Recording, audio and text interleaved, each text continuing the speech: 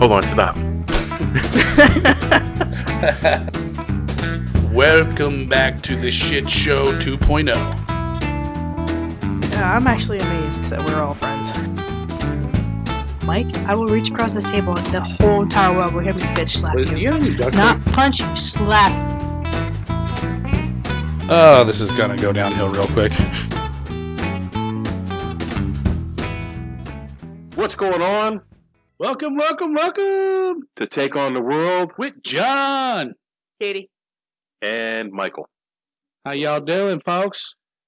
Today, we're gonna go back and revisit our episode from last week and try to finish up. There was so much information we couldn't pack it all into one show. Yeah. It didn't all Lord fit in one knows we tuna love can. packing shit into containers. Put big stuff in small spots. So, I mean, hopefully the audio was good. You guys could hear what we're saying. It was coherent. Why'd you sigh, Katie? that was a long haul for me. Maybe you like big stuff in small spots? But for the No, most part, sorry. Men aren't my type these days. 10-4. fish shaped like Jodie Foster's knuckles are. I could pick someone hotter than Jodie Foster. So John had so much information from our last show. Fucking information overload, bro. We had to slip it into another show. I really hope they catch this cocksucker. They're not going to catch him. It's But never happening, bro. My thought is, well, I'll get there, but my thought is, this dude's a fucking I turned his head into a canoe if I fucking ever saw him. He is a piece of shit, yes. Or possibly pieces of shit. Yeah. So, I don't know. Let's just bite right into the fucking minutia. Again. So I still have all of my questions unanswered. Go for your... No. questions. The Q&A. No, I'm done. Are we in the Q&A? We're in the Q&A. Because now is my Q&A as well. Okay. So John approached it from a purely factual. Is that me? Standpoint. Straight facts, ma'am. And when I got into it, I realized that I have more questions than facts. You always do. Okay. Fair enough.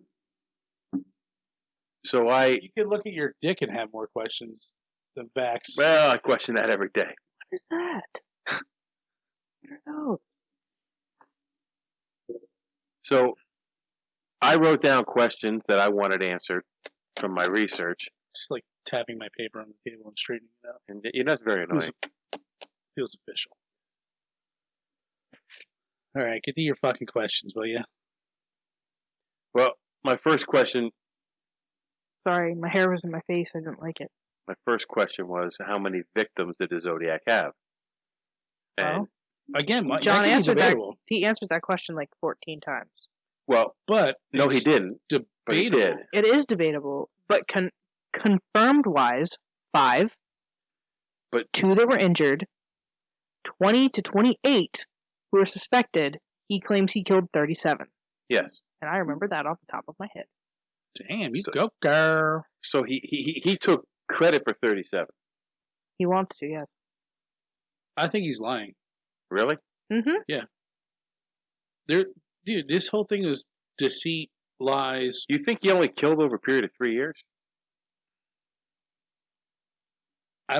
No, I'm not saying that, but I don't think he's that high in a number. I don't buy it. I think he was just saying that as bullshit to make it look like he was. I think he's got some kind of complex that, he has to look like I'm the tough guy on the block. I got to do all these killings. I'm going to do this and that. Because he lied about a lot of shit in his letters. Like the 408 cipher. Before that, he said, if you figure this cipher out, I'll give you my name. And then in the cipher, he says, I'm not giving you my name. You will try to slow me down, this and that. Right, but you also said there was 18 characters that weren't. Yeah, and I think that he intentionally, like with all the misspellings in the original cipher, and Hey, dude, don't diss on people who can't spell. there's some people that claim he was dyslexic. But I I don't think he wanted to be caught. Why would you go out there and if you're having that much fun with it, and it was a game for him. I could see that. It was a game for him. So he's with this big cat and mouse. He's not going to get us. He just did that to say that. So you think he made up the number 37? Yeah, I do. So no way it's that high. When you go back to the 63 murders, which are not attributed to him, but hold on, wait, have a connection. Tell the people the 63 murders. I didn't mention in first. Okay, Robert Domingo and his fiancee Linda Edwards were seniors at Lompoc High School, Santa Barbara. Okay. All right. Robert was shot 11 times. Linda had been shot 9 times. The killer dragged their bodies to a shack where he tried and failed to start a fire. I have never heard this one before. Really? Yeah. There was the documentary that you watched. Right. And in that documentary, they said it wasn't until 1972 that they thought that they had a possible connection to the... I remember watching that documentary, too, and I thought that the first one that they mentioned, I think it was in Southern California, in like Sea Height something. I don't know what the fuck it was. Riverside? Called. I don't know, but he said that a dude he used the Winchester X bullet, 22. And that's what they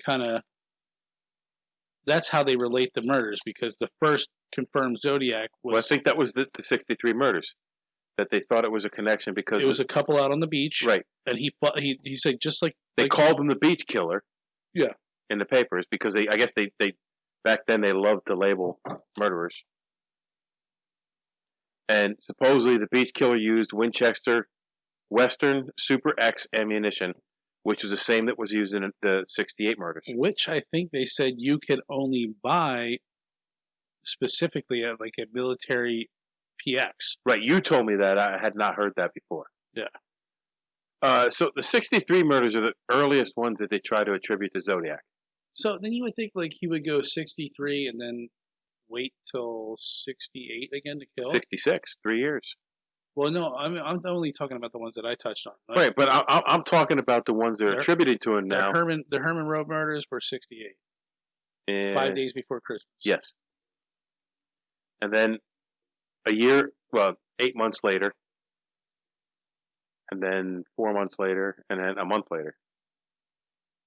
But in 66, Sherry Jo Bates was beaten and stabbed multiple times with a short blade knife.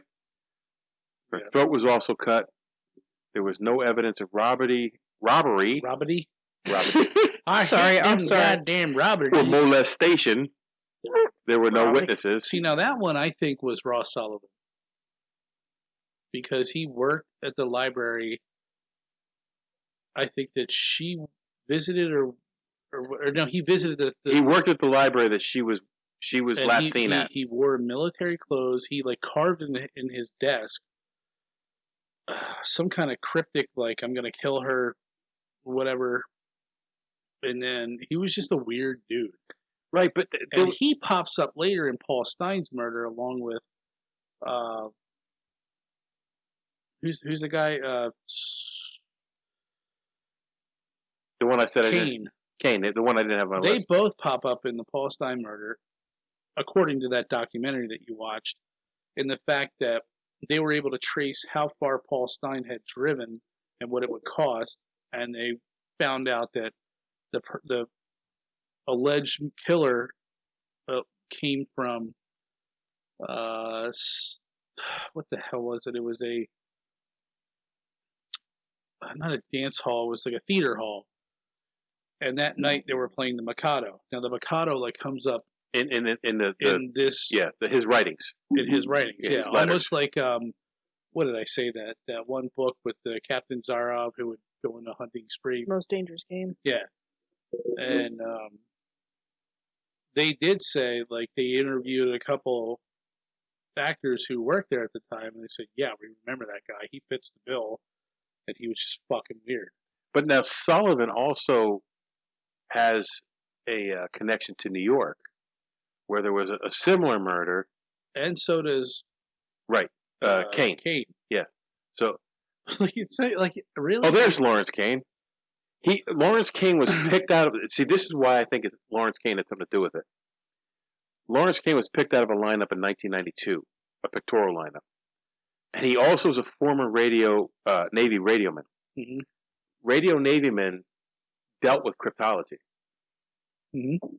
So, like, he fits so many bills when it comes to these murders, because the boot prints that were supposedly found were supposedly Navy military boots. Yep. Not just military, but Navy military. Wing walkers.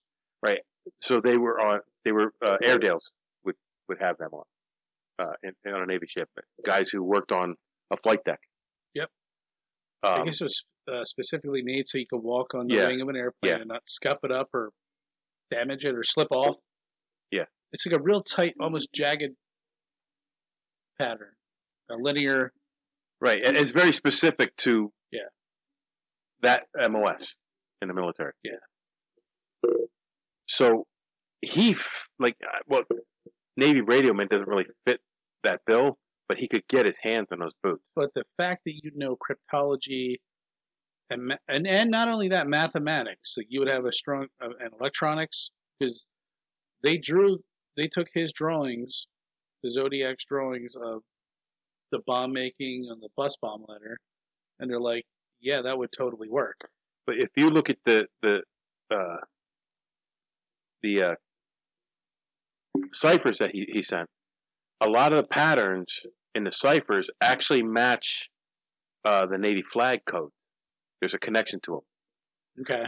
It also matches the Navy weather teletype codes. Yeah. So it seems like he pulled stuff. A lot of circumstantial. Yeah, there's a lot of circumstantial evidence that point towards him. But that's what they always say. Is like you gotta be careful in cases like this, because you have to make the suspect fit the evidence, not the evidence. Right, but I don't believe in coincidence either. Yeah, but let me wrap to you what I have here. Go ahead. And this is gonna throw a fork in your fucking tires. I don't think it will, but go ahead. I think it will.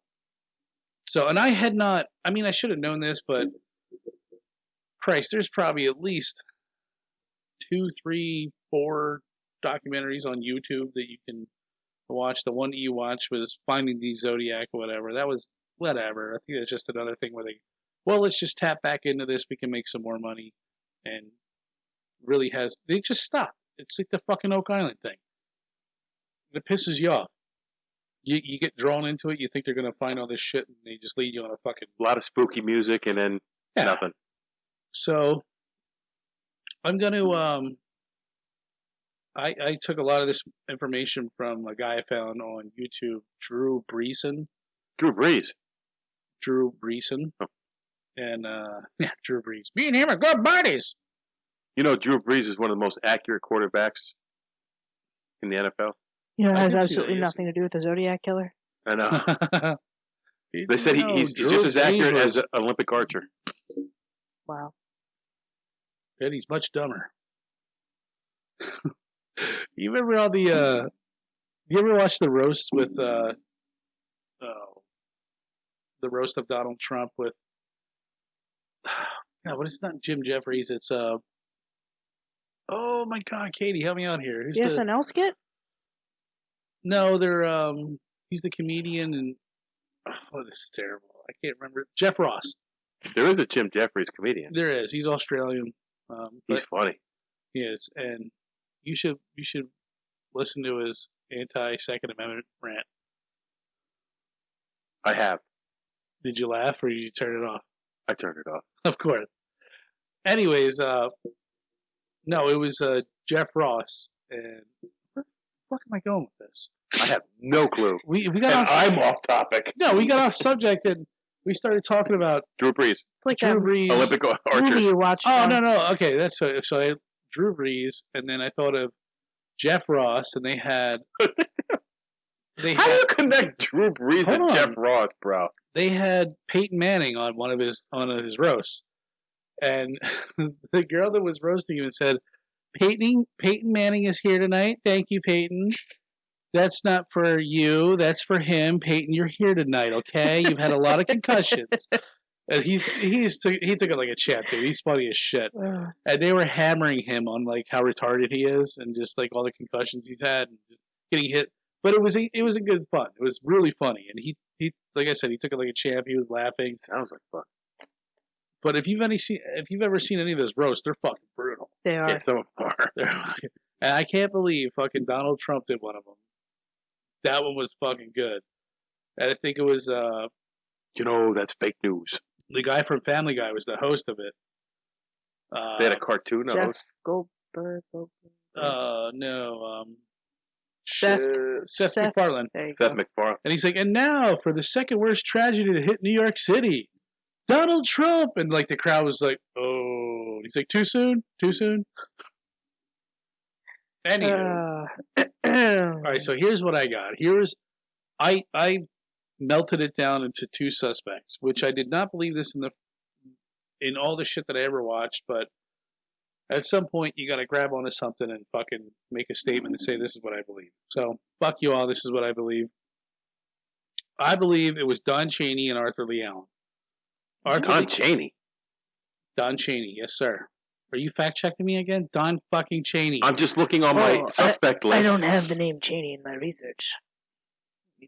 Don Chaney. I do not have Don Chaney in my research.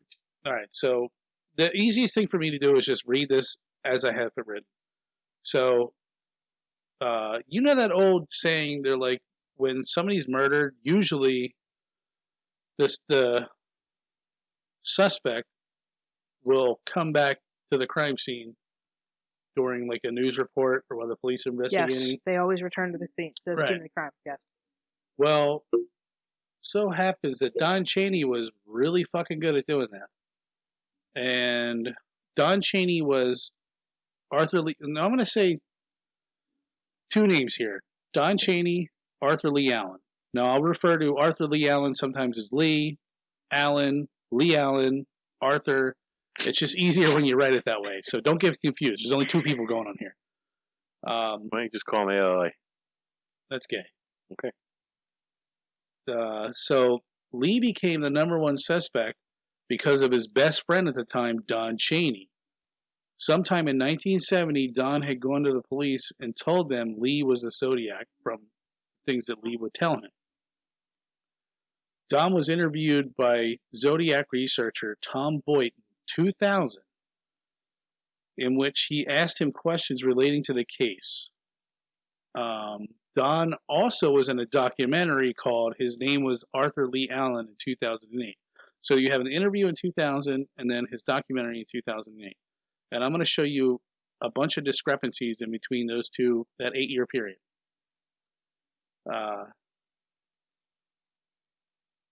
In 2000, Tom Voight, the interviewer, asked Don if he remembered Lee showing him a gun with a pen light on it. And Don claimed he didn't recall that and that he may have put it on a rifle or something. It was very elusive. However, in the 2008 documentary, Don clearly recounts Lee Allen handing him a handgun with a pen light attached to it and said, "Here, point this at the wall." And Don remarked that he pointed at the wall and the sights lined up perfectly with the light shining on the wall. Okay? The 2000 interview, Don claimed he wasn't familiar with Blue Rock Springs Park, which is where the second attack site was, where Darlene Farron and Michael Mageau were attacked. In the 2008 documentary, Don said Arthur Lee Allen and him drove up to Blue Rock Springs Park, and Lee showed Don where he might attack a couple. Don also stated they drove up the back way through Lake Herman Road, and Lee tells Don what he'd like to do to some girl, quote unquote, and it isn't pretty. So, with that being said, Don always inserted himself in the case by blaming his friend for the attacks. Lee wore a Zodiac wristwatch, which had the Zodiac crosshair symbol on it. Don claimed Allen got that watch on Christmas of 1968 and showed it to Don New Year's Day which, by the way, Don claimed this was the last time he ever spoke with or saw Lee again. Lee Allen told police that on the day of the Lake Berryessa attack, he had bloody knives in the trunk of his car. Now, I think it was like years later. And they didn't ask him. The police didn't ask him. He just admitted that. Like, oh, by the way, I had bloody knives in the back of my trunk the day the 2 kids were stabbed to death. And that he said were like from rabbits or squirrels or some shit that he killed. Yeah. Mm-hmm. At Lake Berryessa, they found a size 10.5 shoe print that were a military shoe called a wing walker, which was only available through the Navy. Mike? Yes. Yeah. Well, as far as I know. Yeah. Like, yeah. I'm sure you could buy them surplus. Correct. Gonna burn the building down. They don't give me. So Lee Allen was in the Navy and did wear a 10.5-inch size shoe, but they never confirmed that he had this wing walker shoe. So what was his MOS in the Navy? I don't know. Fact check it. Check it up. No, you won't find it. Ask him. You won't find it. He doesn't have any kind of records or anything like that. Well, I'm sure we dug deep enough, but they don't ever say. Someone should know. But hold on, I'm getting there, so it's going to get a little bit weird here for a second. Lee Allen got fired from his teaching job for molesting a student.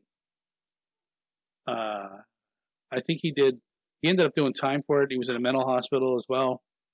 And I think he got caught, I think, more than once. I think the first time he did time in a mental hospital, the second time was in jail.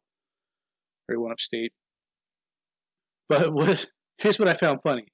Was what finally caused John Chaney to go to the police and report the things Lee was telling him, such as wanting to call himself the Zodiac, how he wanted to commit all these murders, and write letters to the newspapers, was Lee mentioning that he wanted to shoot school kids as they came bouncing off the bus. Don said shooting kids was a bridge too far. Like, well, yeah, I guess murdering high school kids and stabbing them to death, I'll let that go. Shoot kids as they come off the school bus? Not my jam. Can't find his MOS. Doesn't surprise me. Well, it would make a difference. I mean, I think it's a moot point. He probably went in and got kicked right the fuck out. He was dishonorably discharged from the Navy in 1958. Yeah. So, okay. Now, remember when I told you guys in the last episode to remember that term? The bouncing. Bouncing. So, in 2000 interview with Tom Voight, he asked Don, how was Lee Allen around kids knowing he was a child molester? Now, I've got a problem with this.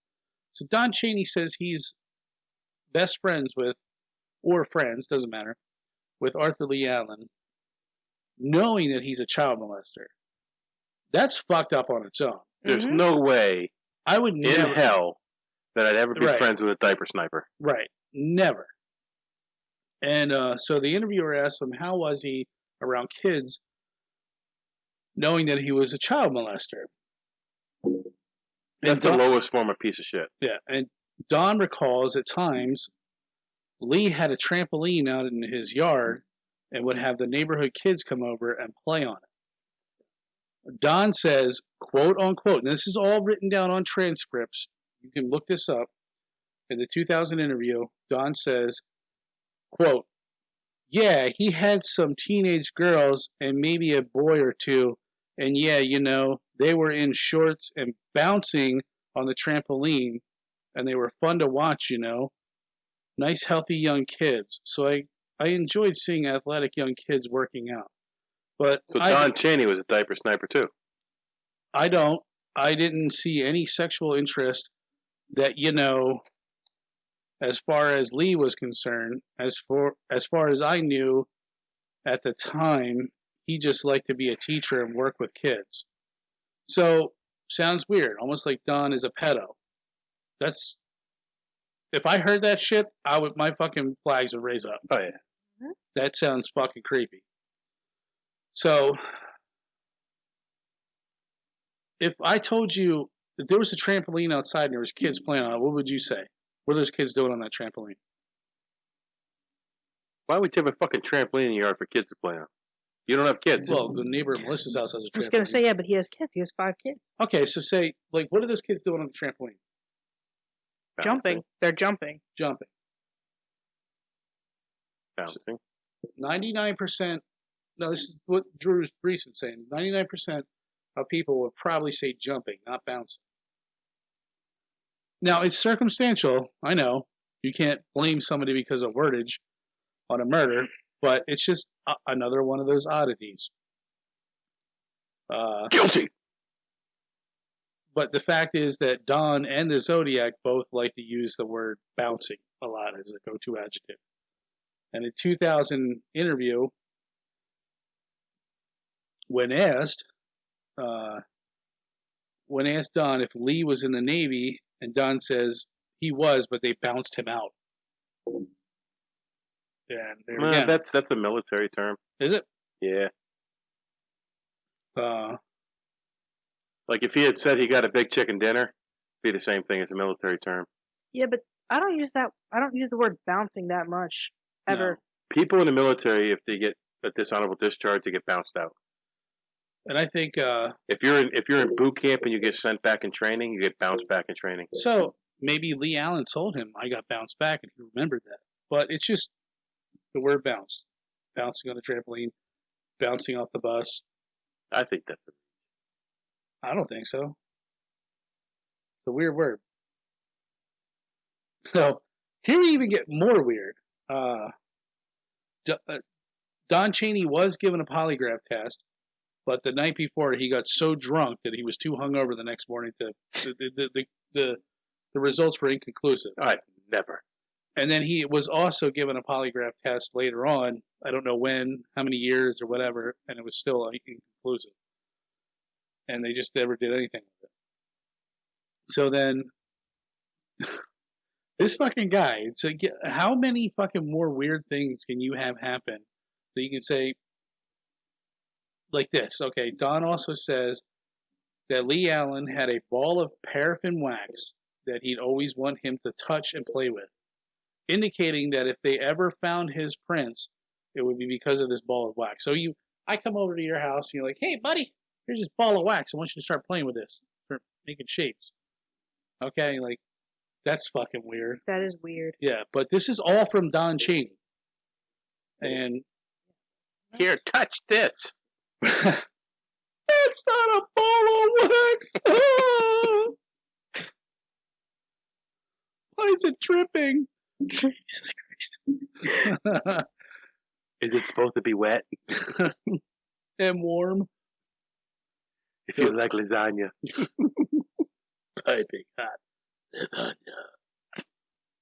So Don, this is the one that blows me away. Is Don also claimed, I guess during around the, he came out with this statement years later, and he said that, yeah, back in the day when I was friends with Lee Allen, he would have me lick his stamps. What? Or he would have me lick his stamps. Almost indicating like he knew about DNA, not at the time of the crimes, but later on in life. And that's how he kind of like, well, if you ever find my DNA on the stamps, that's why. Because he said Lee Allen didn't like the taste of stamps, so he always had me lick his stamps and put them on there. Well, you know, George Costanza's fiance died from licking envelopes. Yeah, maybe he was right. God damn it. It's all attributed to stamps. Here, lick my stamp. And here's my final. This is where my hand was giving up. Your coup de grace? My coup de grace. See, not many people know that Don Chaney was a mechanical engineer. In fact, he was a pipe stress analyst. And he was well in depth of mathematical equations and symbols and ciphers. And a lot of the symbols that were used in those ciphers would be of ones that he would be familiar with and would use at work. Especially the crosshairs with the circle around it. That was called position.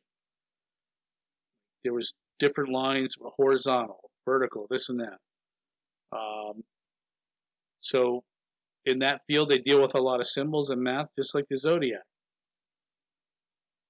Zodiac also, this might be a long stretch, but Zodiac also stated he was crack-proof. And those engineers in that specific pipe stress analyst use that term as in crack-proof is when a pipe breaks, it cracks. But they think that maybe he was saying, I'm crack-proof, not the ciphers, but he himself was uncatchable. You can't crack me. You won't catch me. I'm uncatchable. So, I mean, I could probably go more into that, but that's all I got. It's just something to chew on, and like I said, they also did say that I think it was not a reviewer, somebody who was involved with the case, a reporter, had went to Detective Toski or Tashi. They pronounce his name different both sometimes. And he was a detective for the San Francisco Police Department. He was one of the head guys on the case. And this reporter went up to him and said, hey, you know, I've read in books before where they said that, you know, the main perpetrator will come up to you and like, interject himself into the case. Have you had anything like that weird happen? He goes, yeah, in fact, he's like, I just got a letter from this dude in prison. His name's Arthur Lee Allen. And he said, hey, buddy, I'm sorry I'm not your guy. I wish I could help, but I'm not the guy. What does that even mean? Yeah, I know. Like, I guess they were reaching out, like, if you have any information about the Zodiac, please contact me. So from prison, from his, I guess, second molestation charge, Arthur Lee Allen wrote him, Detective Tashi, a letter and said, hey, I'm not the guy. Don't you think wish I could help. That's kind of like taunting? Yeah, and they did say that. Like, did he just do that just to keep him, like, so he was in the... So between that and his buddy ratting him out, like, he immediately was the first suspect who went right to the top of the charts. I think maybe it was both of them? That they Yes, just, like, tag-teamed it? Yes, that's my thought. I think it was Which both would of explain why there was no actual consistency in the murders, that they both, you know, they did it the way they needed to do it. Don Chain, Arthur Lee Allen does not fit the description of the Zodiac. He was 6'3", 260 pounds or something like that. And all the reports came in that this guy had, you know, a crew cut or longer hair, sometimes greasy. He was barrel-chested, 5'10" to 5'11", about 210 pounds. And Don Chaney fit the description perfectly. Now, you look at an old photo of him back in the day, minus the glasses, he fits that fucking description. And also, he goes on to hit on the similarities of his handwriting. And I'm telling you right now, the police said that they found no similarities, but his fucking handwriting looks identical to the Zodiac's. I think the Zodiac had two different types of handwritings. One looked very specific, the other one was like... And they knew that Arthur Lee Allen was left-handed, so they accused him of... Well, he wrote the Zodiac letters with his right hand and normally wrote with his left hand. So when the police asked him, he'd write with his non-dominant hand and pull them. But if you look at Don Chaney's handwriting, like the V's, there's no denying it. Right. They look fucking identical. Right. There's no denying it whatsoever.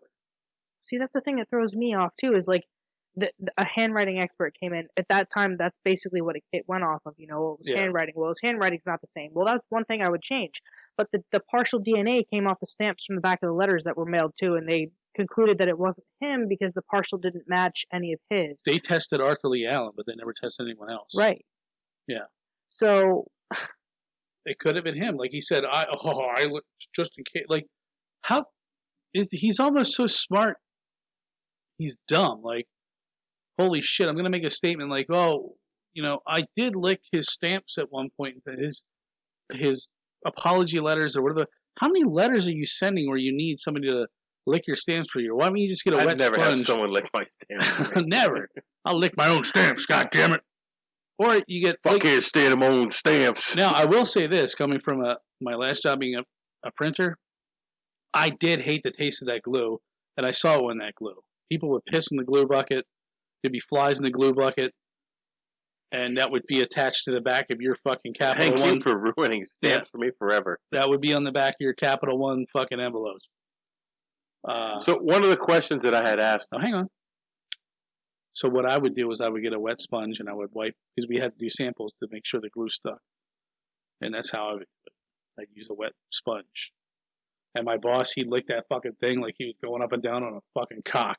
Some people don't care about what goes in their mouth. And I was like, I'm like, dude, if you knew what was in that bucket of glue, you'd probably keep going. I question your morals, sir. Good for you. So I don't know. Did I know you got more questions, but did I kind of like touch on like? There's no denying how weird is that. I do think it was the both of them, and Lee was kind of the patsy. Some people believe that Don Chaney's daughter was molested by Lee Allen, and that was his revenge, was to get back at him and pin these murders on him. But that's going fucking far. Now I looked up Don Chaney, and he's on the Zodiac Killer website. His interview's there. The entire transcript is there. But in everything else I read, he was never listed as a suspect. Yeah, I don't know why. But he's basically the one that ratted him out. And that's why. The only evidence that they have against Arthur Lee Allen is from what Don Chaney said. That's it. That's all they have. But everything they have is circumstantial. They don't even have anything that could actually prove him innocent. They also said that Arthur Lee Allen lived in his mom's house as well, and they raided his trailer, and they said that they wish they would have raided his mom's house first, because they feel like that's probably where most of his shit was, not his trailer. But in his trailer years later, right before he died, they found like explosive making devices, fuses, like homemade bombs. It just seems too coincidental. Now, I said, the comment was made, you don't believe in coincidence, but the fact of the matter is, all this stuff coming up, the bus bomb, this, that, the other thing, it's too coincidental. Yeah. When people want to talk about something and they want to gloat about something, they slip up. You understand what I'm saying? So, like, if I wanted to gloat about killing somebody, people can't keep secrets. So you want to tell somebody. So you're going to allude to this some way or another. So you have all the discrepancies with Don Chaney. That's why I call him Discrepancy Don.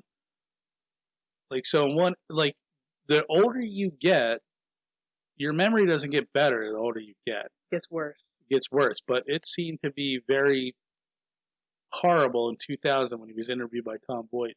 And then in 2008, his memory was spot fucking on. Mm-hmm. Yeah. The irony. Yeah. Yeah, I understand. And, like I said, to top it off, like, he knew mathematics and the code. And he also wanted to say, like, I think one of the Zodiac letters, it had the crosshairs with the circle around it, and it said minus 100 plus, or some minus 0 plus 100. And then maybe he was like, remember that when he was taunting the police, like, yeah, he had 10 and the police had 0. Right. Is basically what he was saying. Right. Yeah. And he went, this is probably a stretch, but he went out to say that it's funny that the same organization of pipe fitters or pipe analysts that Don Chaney belonged to, that was their acronym that they used, was the Zodiac symbol, and it said 100 plus. And he said that was a pipe that was not well known at that point, that was basically like the newest unbreakable pipe. So they thought maybe he used that to taunt them. That's my acronym. You'll never know what the fuck that means. Something only for me. Right. Right. I think we've silenced Michael. Yeah, he's bored. He's got nothing he's to just say. Catatonic, like doesn't even want to be here anymore or be involved. It is what it is. What you got? Nothing. Really? He's done. He's over it. All that? You got nothing? No questions? Nope. Comments, concerns, nothing. All right. Although those two, that History Channel documentary that you saw, they really did make you believe that. I thought that for sure that last what the fuck's his name? Kane? Herman Cain, Sullivan Cain. Ross Sullivan. No, the Cain. And Kane. I don't know what his first name is. Edward Cain. Novocaine. Novocaine. They really made you believe that. Okay, that's the guy. They even like at the end, they're like, "Yeah, we found a picture of him at a local Subway, and more to come, people." And that was the last episode. Yeah, there were 5 episodes, and yeah, you're like, "What the fuck? Like, is that the guy or not? Is he still alive?" The stupid fucking computer, Jasmine. I found a lot of people that were suspects are dead now. Did you know Ted Kaczynski was a suspect at one point? Yep, Ted Cruz too. Ted Cruz. That was someone said that. I swear to God, no, that's the thing. I saw it on one of the videos. What about that guy from Montana? Anybody got any news on that? Hold on. Who was it? The one he allegedly killed that CO and then came down and did the Lake Berryessa murders? No. But you can't leave now. This is your podcast. Ow. It's the John podcast. I don't know who you're talking about as far as Montana goes, though. Only people I can find for suspects are I found 23. Ross Sullivan. There was a Lawrence Kane, Richard Reed Marshall, Ted Kaczynski, Bruce Davis, Jack Terrence, Richard Gakowski? Yep. Ed Edwards, George Russell Tucker. Gakowski was cleared via fingerprints by the FBI in 1989. In February 2014, it was reported that a man named Louis Joseph Myers confessed to a friend in 2001 that he was the Zodiac Killer. After learning that he was dying from cirrhosis of the liver, he requested that his friend Randy Keeney go to the police upon his death. But he died in 2002, and he couldn't get the cops to take him seriously. So there are several potential connections between Myers and the Zodiac case, because he attended the same high school as some of the victims, and he allegedly worked in the same restaurant as one of the victims. He was stationed overseas with the military.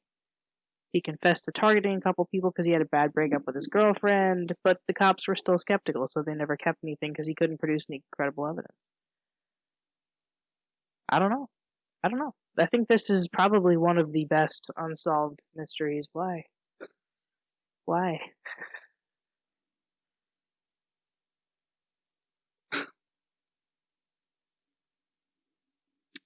I don't know, John. We were just trying to figure out. I was naming your suspects. I can't find your Montana guy, but I did find somebody who had actually confessed to the Zodiac Killings.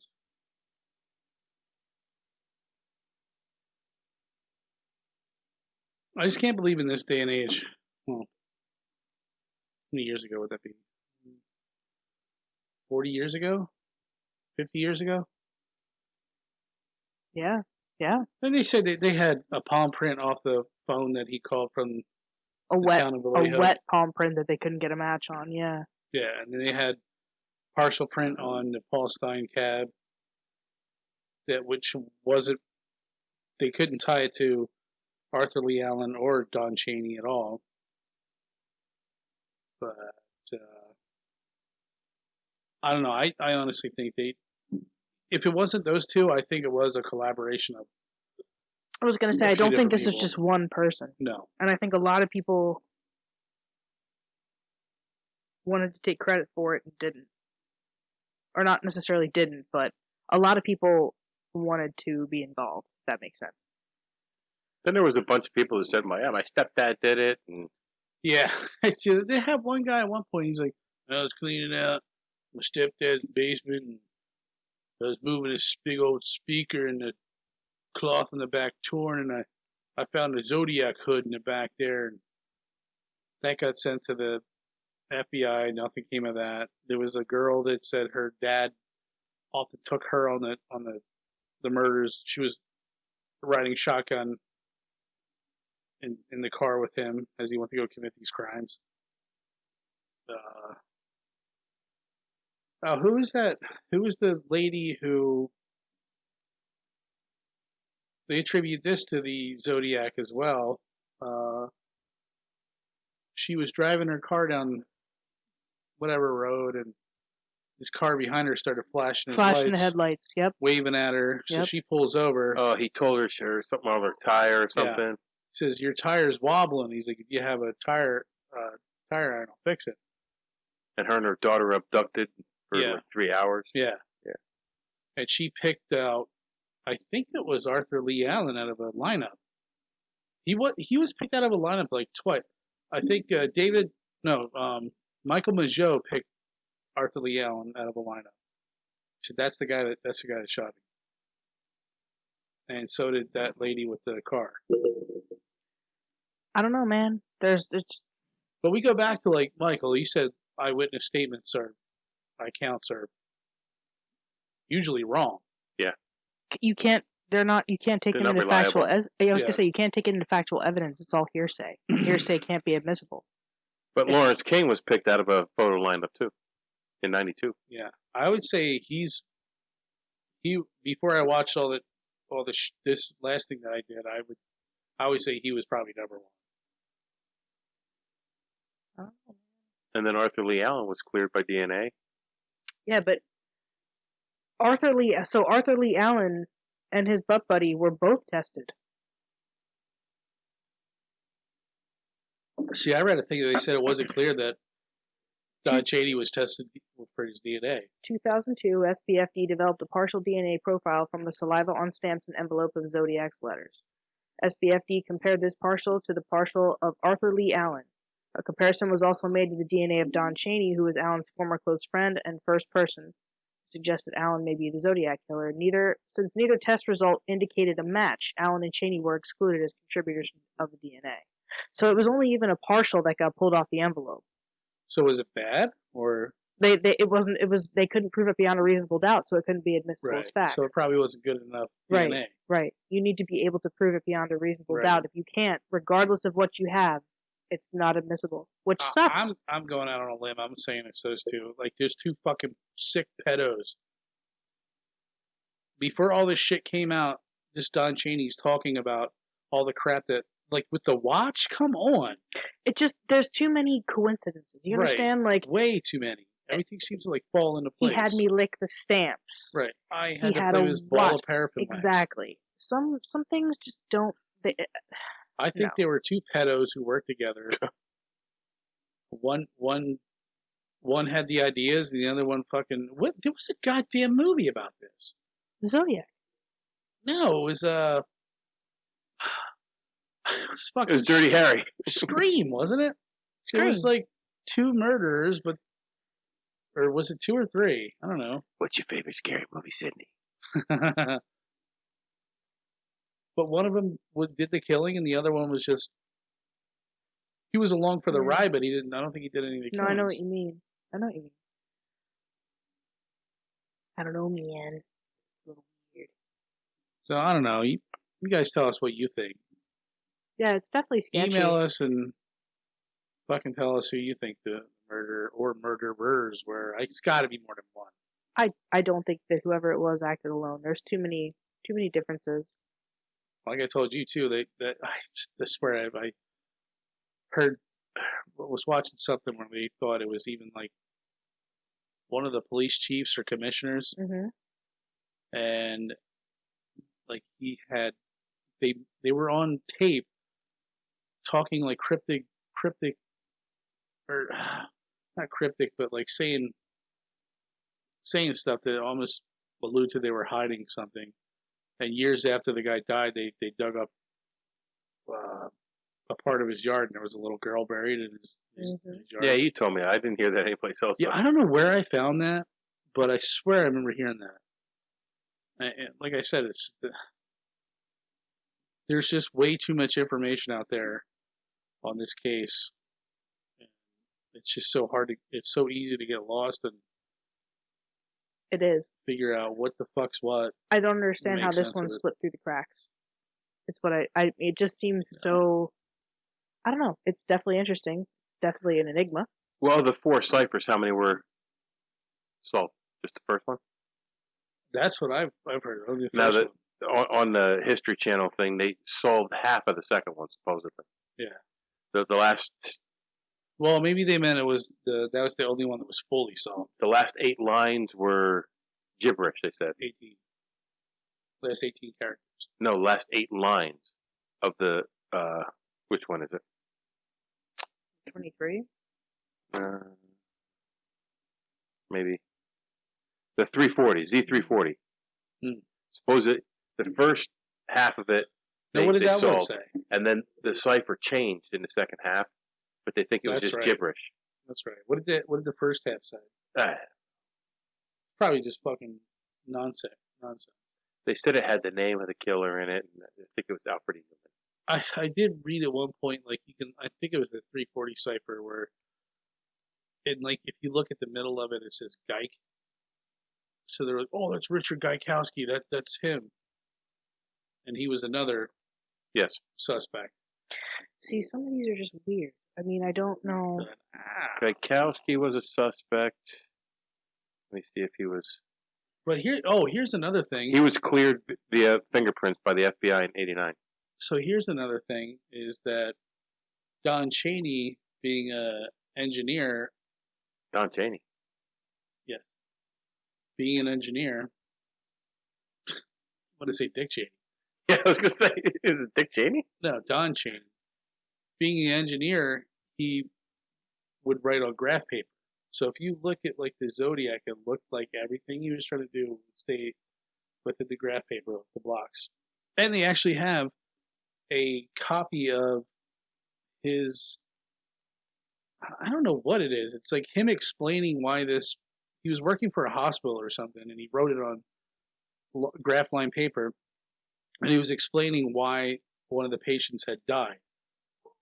And one of the nurses or something had fucked up his IV or did something, and he wrote this down. And I'm telling you, it's like a spot dead on ringer for the Zodiac handwriting. Like the V's, the R's that he would make, they looked like V's. His M's and N's looked like the letter 17. And yeah, it's fucking when sketchy. Totally. I mean, handwriting doesn't lie. It doesn't. It's a habit.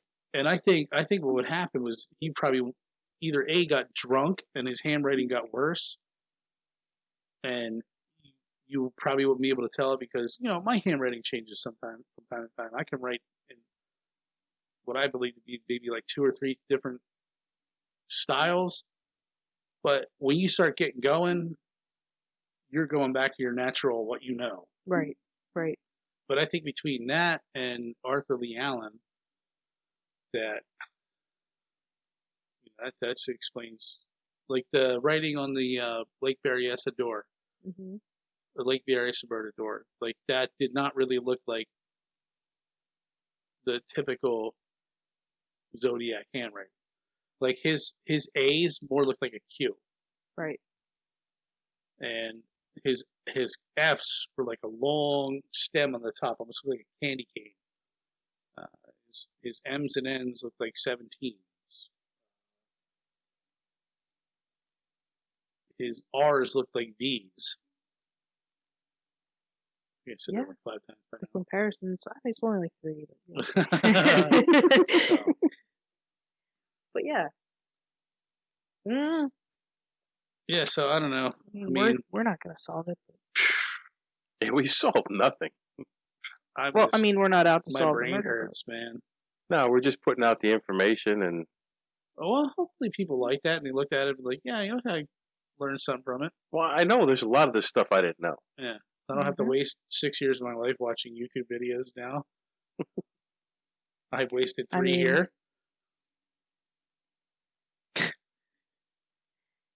It's definitely interesting. I mean, the more you read about it, you could get lost in this research, in all honesty. There definitely is a rabbit hole here.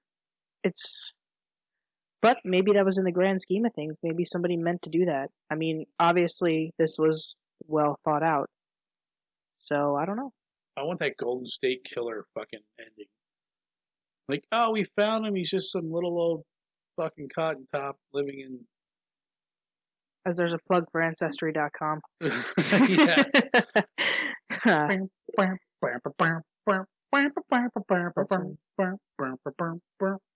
I don't know. If you miss your boners and wondering where you came from in life, you're not alone.